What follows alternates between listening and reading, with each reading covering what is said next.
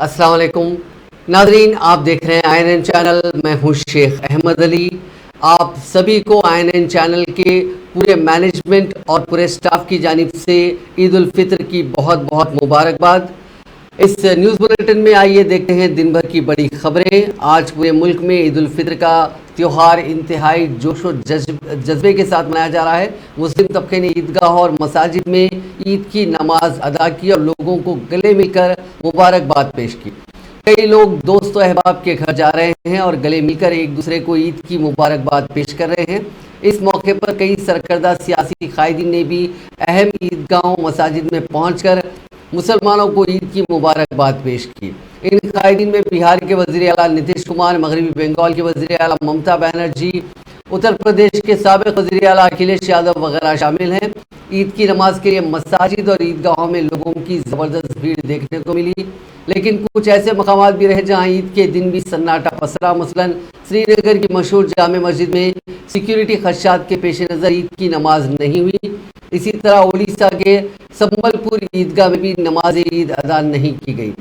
हैदराबाद के तारीखी मक्का मस्जिद में कुली कुतुब शाह स्टेडियम, ईदगाह मीर आलम, ईदगाह कुतुब शाही, फसलांसर ईदगाह, हॉकी ग्राउंड, इसके अलावा शहर की तमाम बड़ी मसाजिद में ईद उल फित्र की नमाज का एहतमाम किया गया।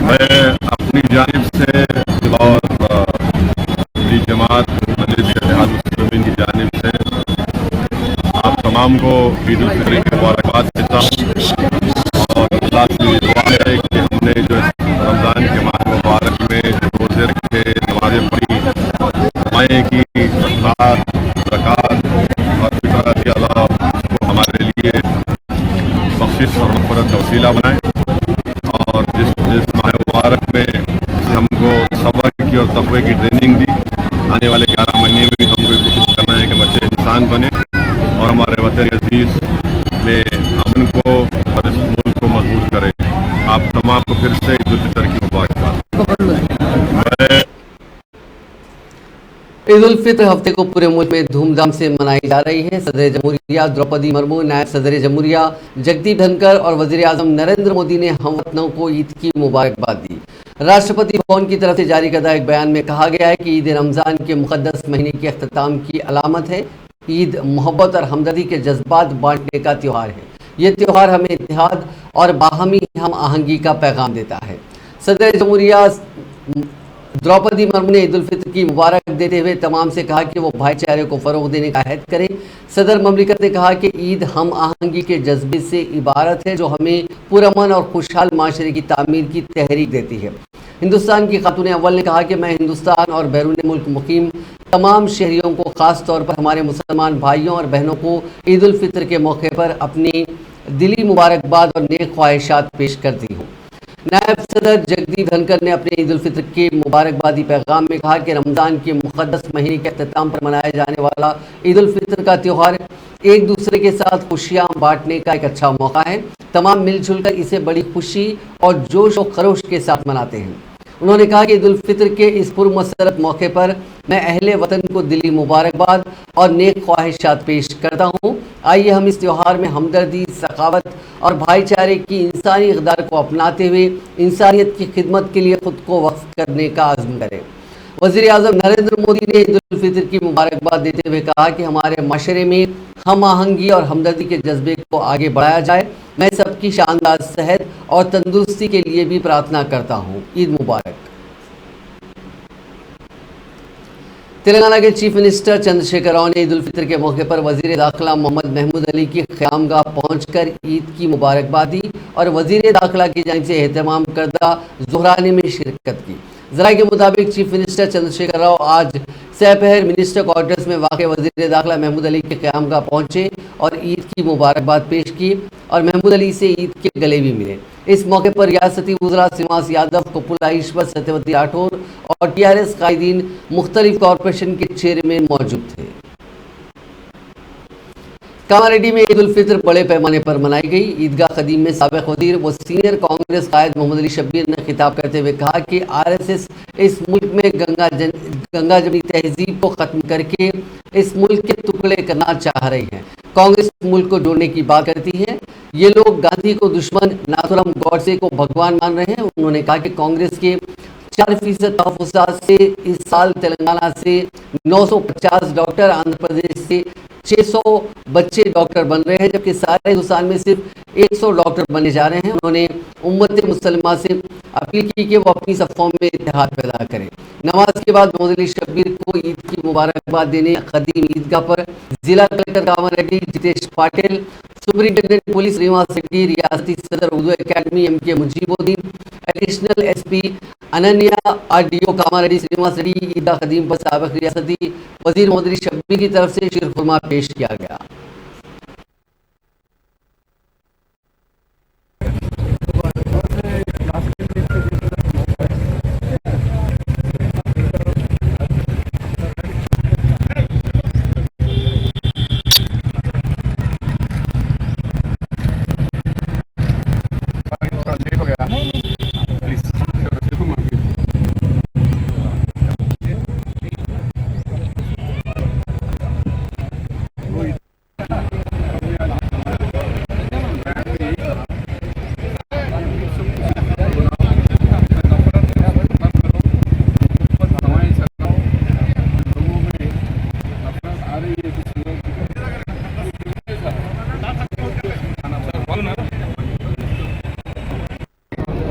इस रमज़ान मुबारक के अंदर जितने भी लोग इबादत देखें, अल्लाह उन इबादतों को कबूल फरमाए और मुल्क में अमन और सलामती आए। जो नफ़रत फैलाने वाले लोग हैं, अल्लाह उनको हिदायत दे तो वो मोहब्बत बांटे।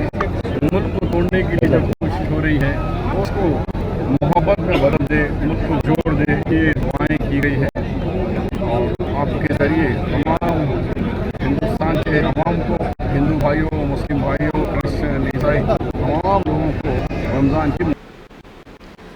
रियासती वज़ीर तलसानी श्रीनिवास यादव ने कहा कि रमज़ान फ़िरक़ा वाराना हम आहंगी की अलामत है। हफ्ते के रोज़ वज़ीर मौसूफ ने रमज़ान के मौके पर सनत नगर के वेलफेयर सेंटर ग्राउंड में हज़ारों मुसलमान भाइयों की तरफ से मुनक़िदा इज्तिमाई दुआ में शिरकत की। बाद उन्होंने मुसलमान भाइयों को गले लगाया और उन्हें रमज़ान की मुबारकबाद पेश की।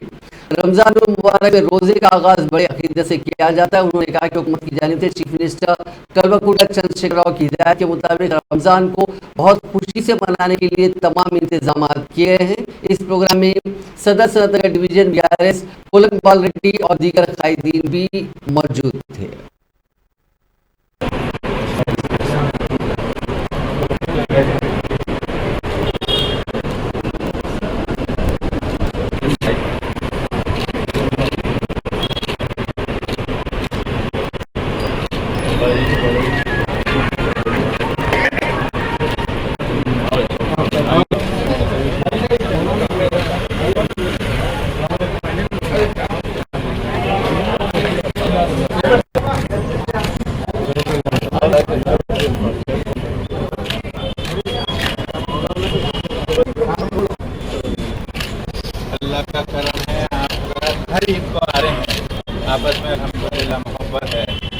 प्यार मोहब्बत बाकी रखने और मिलजुल कर जिंदगी गुजारने की तौफीक अता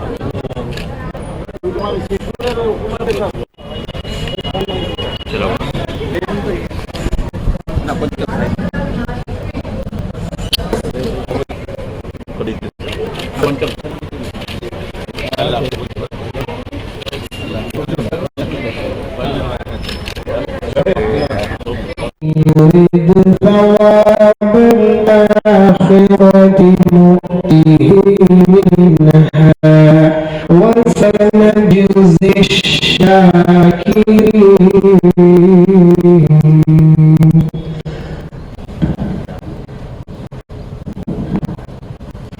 الله لمن حمده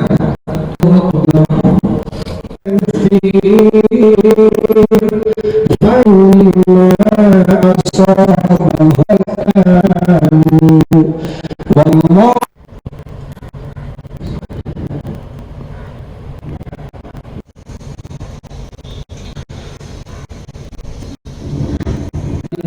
الحكيم إنه تعالى جواد كريم ملك يا حي يا قيوم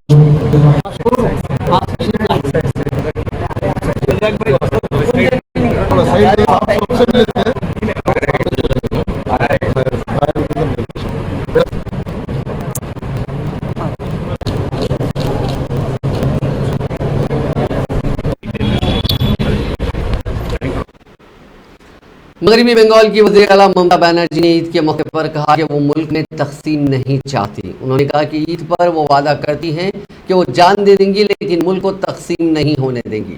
वज़ीर आला ममता बनर्जी ने बात उस वक्त कही जब वो रेड रोड कोलकाता पर ईद की नमाज के बाद एक इज्तिमा से खिताब कर रही थी। इस दौरान उन्होंने अवाम से अपील की कि वो मुत्तहिद होकर 2024 के लोकसभा इंतखाबात में बीजेपी को शिकस्त दे। ईमान से हिम्मत से काम लो और एक वादा करो, हम लड़ेंगे, हम नहीं लड़ेंगे, हम लड़ेंगे, हम हिम्मत से काम करेंगे लेकिन हम नहीं लड़ेंगे। फानूस बन के जिसकी हिफाजत हवा करे, फानूस बन के जिसकी हिफाजत हवा करे, और समा क्या मुझे जिन्हें रोशन खुदा करे। तो वो कहने चाहूंगी खुदी को बोलो ना कि हर तकदीर से पहले थोड़ा बोलने से खुद पूछ ले, बता तेरी राजा क्या है। तो किसका आवाज है? इमाम का आवाज है। मुद्दा इलाम पूरा चाहे तो क्या होता है? वही होता है जो मंजूर पूरा होता है। हमारा आने वाला का कामयाब का आवाज है। और हमारा आवाज सुनो, बिहार पागल नहीं है, यूपी में आप हॉर्मोन मारता है, हॉर्मोन फिरता है, बिल्किस का केस में सब कुछ हो गया। तमन्ना आज हमारा दिल में है, देखते हैं जो किसका बात ये करती है। हम लड़ेंगे, हम जीतेंगे। इंसान तो ही होता है जो इंसान पहले मानवीय होता है। इंसान तो ही होता है जो सब पहले के होता है। देश का लीडर कैसा होता है? पूरा देश का जो लीडर होता है, ऐसा तोड़ फोड़ के लीडर नहीं हो सकता है। एक टाइम भी हुआ है, हम लोग को बहुत तंग किया है, हम लोग को अभी भी बहुत तंग करेगा, बहुत तंग कर रहे हैं, सबको बहुत तंग हो रहा है। हम तो अल्लाह ताला का पास दुआ मांगेंगे, अल्लाह दुआ करो, इसको हिम्मत अब रुक दो, इसको दादागिरी अब रुक दो, इसको जुमला अब रुक दो, इस बोलता है टोक दो, क्या टोक दो। यमन में मशरकी गवर्नरी शबोहा के ज़िले बेजान के एक इलाके में नमाज ईद का खुतबा देने वाले खतीब को कत्ल कर दिया गया। नमाज के खुतबा देने के अख्तिलाफ पर शेख अब्दुल बानी को खून में नहला दिया गया। नमाज ईद के बाद घर वापस जाते हुए मुसल्लह अफराद ने शेख अब्दुल्ला अल बानी की गाड़ी को रोका और उन्हें फायरिंग करके मार दिया। उनके बच्चे और दीगर अफराद जख्मी हो गए। शेख अब्दुल्ला पर एक गोली चलाई गई जिससे वो मौके पर ही जाँ बहक हो गए। उनके मुहाफिज, मुतअद्दी सिक्योरिटी एहलकार और कार में उनके साथ सवार बच्चे भी जख्मी हो गए। ज़राए ने बताया कि नमाज ईद की अदायगी से कबल अलबानी और दूसरों के दरमियान ये तनाज़ा पैदा हुआ था कि ईद उल फितर का मुबारक खुतबा कौन अदा करेगा और नमाजियों की इमामत कौन करेगा। तनाज़ा लड़ाई में बदल गया। दोनों फरीकों के दरमियान खतरनाक सूरत हाल पैदा हो गई और बिहान में एयरपोर्ट के इलाके में ईद की नमाज की जगह के करीब फायरिंग का तबादला हुआ। शेख अब्दुल्ला के मेंबर पर चढ़ने के बाद भी मुसल्लह अफराद में कशीदगी जारी रही। इसके बाद घात लगाकर शेख अब्दुल्ला पर हमला कर दिया गया और अलबानी को बराह रास्त निशाना बनाया गया। मरकजी वज़ीर दाखिला अमित शाह ने इल्जाम लगाया कि कांग्रेस ने कर्नाटका में मुसलमानों को 4% रिजर्वेशन गैर दस्तूरी तरीके से फराहम किया और रियासत में भारतीय जनता पार्टी की हुकूमत ने उस रिजर्वेशन को ख़त्म कर दिया है। एक न्यूज़ चैनल की जानिब से मुनक़िदा मीडिया कॉन्क्लेव से खिताब करते हुए अमित शाह ने कहा कि बीजेपी ने मुस्लिम रिजर्वेशन को ख़त्म करते हुए 4% रिजर्वेशन को मुस्तहिक अफराद ओबीसी को दिए हैं। वज़ीर दाखिला ने कहा कि दस्तूर मजहब की बुनियाद पर रिजर्वेशन की इजाज़त नहीं देता और ऐसा करने पर उन्होंने कांग्रेस पार्टी पर तनकीद की। कांग्रेस से खिताब करते हुए अमित शाह ने कहा कि जहां तक समाजी नुक्ते नज़र से इंसाफ का ताल्लुक है, कांग्रेस हुकूमत ने कर्नाटका में गैर दस्तूरी तरीके से 4% मुस्लिम रिजर्वेशन दिया था। ये गैर दस्तूरी था क्योंकि हमारा दस्तूर मजहब की बुनियाद पर रिजर्वेशन को मंजूर नहीं करता, लेकिन कर्नाटका में ये राइज था। वज़ीर आज़म नरेंद्र मोदी ने हफ्ते को कहा कि यौम अर्ज़ के मौके पर वो उन तमाम लोगों की कोशिशों की तारीफ करते हैं जो ज़मीन की बेहतरी के लिए काम कर रहे हैं। मोदी ने ट्वीट किया कि यौम अर्ज़ यानी अर्थ डे पर उन तमाम लोगों की तारीफ करता हूं जो हमारे सैयारे को एक बेहतर जगह बनाने के लिए काम कर रहे हैं। हिंदुस्तान फितरत के साथ हम आहंगी के साथ रहने की हमारी सकाफत के मुताबिक पायदार तरक्की को आगे बढ़ाने के लिए पुरअज़्म है।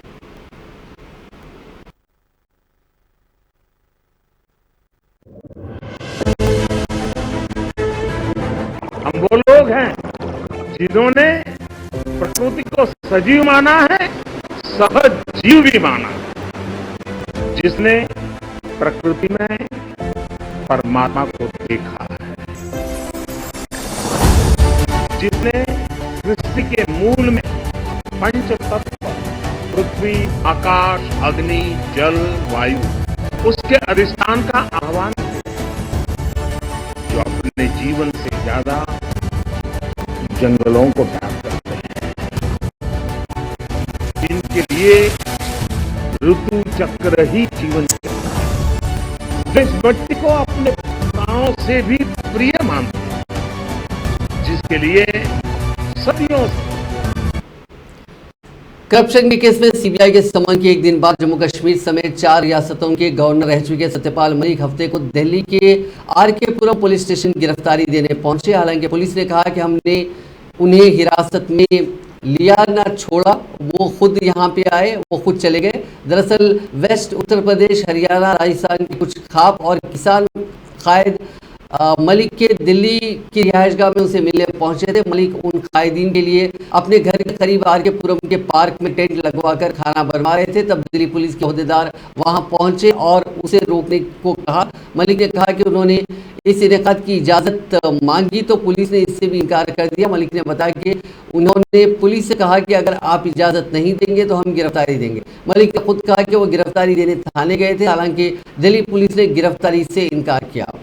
इस मामले पर कांग्रेस सरगर्म पवन खेड़ा ने कहा कि सत्यपाल मलिक ने जब पीएम से गोवा के करप्शन पर बात रखी तो एक्शन गोवा सीएम पर नहीं बल्कि मलिक पर हुआ।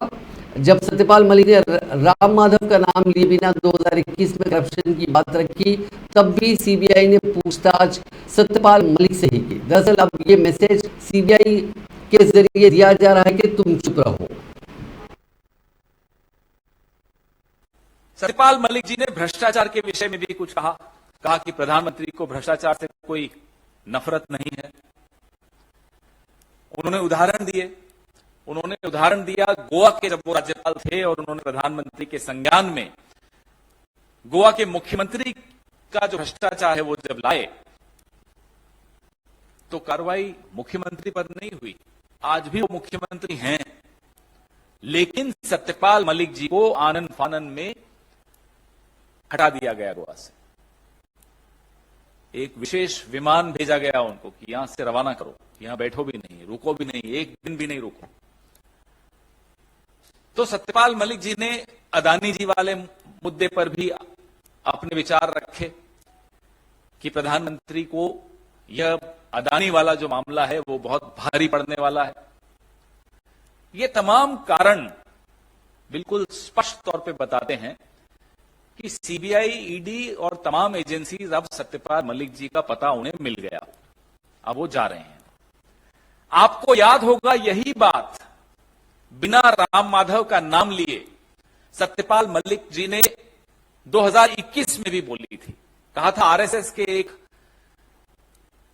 व्यक्ति हैं जो प्रधानमंत्री के बहुत नजदीकी हैं, वो एक दो प्रोजेक्ट्स में बड़ी रुचि रख रहे हैं जिसमें 300 करोड़ की रिश्वत इन्हें सत्यपाल मलिक जी को भी मिल सकती है। उसके बाद भी सीबीआई ने सत्यपाल मलिक जी का स्टेटमेंट रिकॉर्ड किया था 2021 की अक्टूबर में। आज फिर से खबर तो यह आ रही है कि सत्यपाल मलिक जी का स्टेटमेंट सीबीआई रिकॉर्ड करने वाली है। जिस व्यक्ति का नाम लिया उसके बारे में कोई जानकारी, क्या राम माधव से कोई पूछताछ हुई सीबीआई की तरफ से? कोई और? आम आदमी पार्टी के सरकर्दा लीडर और पार्लियामेंट संजय सिंह ने हफ्ते के रोज एनफोर्समेंट डायरेक्टरेट अफसरान को हत्या की इज्जत का नोटिस भिजवाया। ये नोटिस ईडी के डायरेक्टर संजीव कुमार मिश्रा और मुबैना आबकारी घोटाले मामले की जांच कर रही तहकीकाती अफसर जोगेंद्र को भेजा गया। भेजे गए नोटिस में संजय सिंह ने अफसरान से 48 घंटे के अंदर माफी मांगने के लिए कहा, वरना कानूनी कार्रवाई के लिए तैयार रहने का मशवरा दिया। संजय सिंह का दावा है कि ईडी ने आबकारी मामले में गलत तरीके से उनका नाम चार्जशीट में डाल दिया है, जबकि किसी गवाह ने उनका नाम नहीं लिया। संजय सिंह का कहना है कि बगैर किसी गवाह के जरिए मेरा नाम लिए केस में मेरा नाम होना इस बात का इशारा है कि ईडी ने मुझे बदनाम करने के लिए एक साजिश के तहत मेरा नाम अपने कंप्लेंट में डाला है, जबकि मेरे खिलाफ ना तो कोई गवाह है ना ही सबूत। काबिल जिक्र है कि संजय सिंह ने जुमेरात को कहा था कि दिल्ली आबकारी घोटाले मामले के फर्ज जुर्म में फर्जी तरीके से नाम शामिल करने को लेकर ईडी अफसरान के खिलाफ मुजरिमाना हत्या की इज्जत का मुकदमा दाखिल करेंगे। अपने इस बयान पर एक कदम आगे बढ़ते हुए आज संजय सिंह ने ईडी अफसरान को माफी मांगने का नोटिस भिजवाया। 48 घंटे के अंदर अगर माफी नहीं मांगी जाती तो आम आदमी पार्टी के लीडर कानूनी कार्रवाई की तरफ कदम बढ़ाएंगे। इंडियन स्पेस रिसर्च ऑर्गेनाइजेशन ने हफ्ते की दोपहर 2:19 पर PSLV C-55 रॉकेट से सिंगापुर के 2 सैटेलाइट कामयाबी के साथ लॉन्च किए। आंध्र प्रदेश के श्रीहरिकोटा में वाक़ सतीश धवन स्पेस सेंटर से भेजे गए इस मिशन से टेलियोस 2 और लुमिलाइट 4 को जमीन के निचले ऑर्बिट में कायम किया गया। इस मिशन में इसरो का एक्सपेरिमेंटल प्लेटफॉर्म पोएम भी भेजा गया। पोएम मुख्तलिफ वहाँ पे फंक्शंस ये अदा करेगा। पोएम का पूरा नाम PSLV ऑर्बिटल एक्सपेरिमेंटल मॉड्यूल है। PSLV 4 स्टेज वाला रॉकेट है। इसके 3 स्टेज तो समुद्र में गिर जाते हैं, आखिरी यानी चौथा स्टेज जिसे PS4 भी कहते हैं, सैटेलाइट को अपनी मदार में पहुंचाने के बाद स्पेस का कचरा भर रह जाता है। अब इसी के ऊपर एक्सपेरिमेंट करने के लिए पोएम का इस्तेमाल किया जाएगा। हाल ही में बीजेपी में जाने की अटकलों के लिए मशहूर हो चुके एनसीपी कायद और शरद पवार के भतीजे अजीत पवार अब एक और बयान देकर सुर्खियों में है। पवार ने कहा कि 2024 ही क्यों, अब भी मैं सीएम बनने की ख्वाहिश रखता हूं। दरअसल पवार से मीडिया ने सवाल किया था कि क्या वो 2024 के महाराष्ट्र असेंबली इंतखाबात में बड़े ओहदे का निशाना रख रहे हैं। पवार ने कहा कि हम सेक्युलर और प्रोग्रेसिव होने की बारे में बात करते थे, लेकिन 2019 में कांग्रेस और एनसीपी ने हुकूमत बनाने के लिए शिवसेना के साथ अलायंस किया था, इसीलिए हम सेक्युलरिज्म से अलग हो गए हैं, क्योंकि शिवसेना एक हिंदुत्व पार्टी रही है। अजीत पवार ने वज़ीर आज़म नरेंद्र मोदी की एक बार फिर तारीफ की। पवार ने पुणे के पिंपरी चिंचवाड़ में एक प्रोग्राम के दौरान कहा कि अटल बिहारी वाजपेयी, लाल कृष्ण आडवाणी और मुरली मनोहर जोशी से जो मुमकिन नहीं हुआ वो नरेंद्र मोदी ने कर दिखाया। मध्य प्रदेश के बालाघाट जिले के गढ़ी थाना इलाके के कुदला जंगल में एक तसादुम में हॉक फोर्स ने आज अली सुबह 2 नक्सली खवातीन को हलाक कर दिया। पुलिस सुपरिंटेंडेंट समीर सौरभ ने बताया कि कदरा के जंगल में पुलिस की हॉक फोर्स टीम का नक्सलियों के साथ सुबह सवेरे इनकाउंटर हुआ। इस तसादुम में 2 खवातीन एक साइड मारी गई, जिन पर 14 लाख रुपए का इनाम था। दोनों खवातीन माओइस्टों की शिनाख्त सुनीता और सरिता खटेका के तौर पर हुई है। सुनीता ACM बुरम देव एरिया कमांडर टाटा दलम में थी और अब विस्तार दलम में काम कर रही थी, जबकि सरिता मोचा ACM कबीर के साथ गार्ड के तौर पर काम कर रही थी और अब वो विस्तार दलम आ गई थी। एनकाउंटर में कुछ और मुआजिरों के जख्मी होने की इत्तला थी। कांग्रेस के साबिक सदर राहुल गांधी ने रुकन पार्लियामेंट के तौर पर अपना सरकारी बंगला आज पूरी तरह खाली कर दिया। राहुल गांधी को मोदी सर ने मामले में कसूरवार करार देते हुए अदालत ने उन्हें लोकसभा की रुकनीत से मनसूख करार दिया था। उनकी पार्लियामानी रुकनीत जानने के बाद सरकारी बंगला खाली करने के लिए कहा गया था और आज 22 अप्रैल को बंगला खाली करने की आखिरी तारीख दी गई थी। तारीख का ख्याल रखते हुए राहुल गांधी ने 22 अप्रैल को 12 तुगलक लेन वाक़ अपना सरकारी बंगला खाली कर दिया।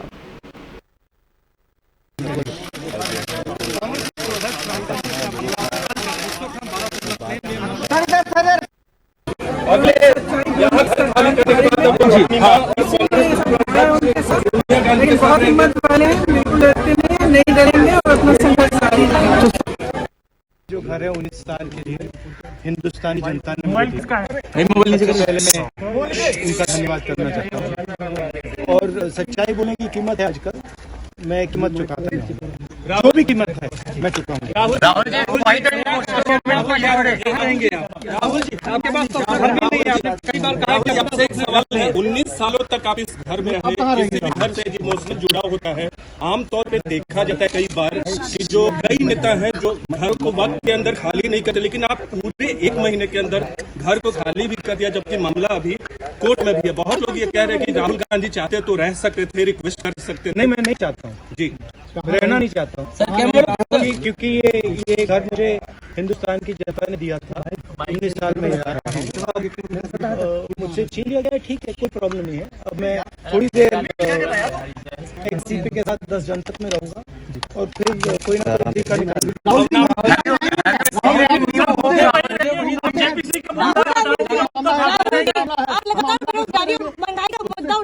मैं उसको दुगना खाऊंगा जो घर है। तेलंगाना प्रदेश कांग्रेस कमेटी के सदर रेवंत रेड्डी ने आज चारमीनार की भाग्यलक्ष्मी मंदिर में कसम खाई ताकि ये साबित किया जा सके कि उन्होंने केसीआर और टीआरएस कायदीन से कोई पैसा नहीं लिया। उन्होंने अपने ऊपर लगाए गए तमाम इल्जामात को चैलेंज करते हुए कहा कि उन्हें खरीदने वाला आज तक पैदा नहीं हुआ। उन्होंने बीजेपी के रुकन असेंबली ईटेला राजेंद्र पर भी उनके खिलाफ झूठा प्रोपेगेंडा फैलाने का इल्जाम लगाया। रेवंत रेड्डी ने कहा कि वो आखिरी दम तक केसीआर से लड़ते रहेंगे और उनकी जिंदगी इस कोशिश में ज़ाया नहीं होगी। उन्होंने ईटेला राजेंद्र की साख पर सवाल उठाया और कहा और सबको केसीआर के साथ उनकी माजी की वाबस्तगी याद दिलाई। ఇదేనా నీకు వ్యతిరేకంగా ప్రశ్నించే గొంతులకు నువ్వు ఇస్తున్న గౌరవం? నీకు రాజకీయ స్వార్థం ఉండొచ్చు, పరిమితులు ఉండొచ్చు, హిందూ చంద్రశేఖర్ శాసనసభలు అభినందించి ఉండొచ్చు।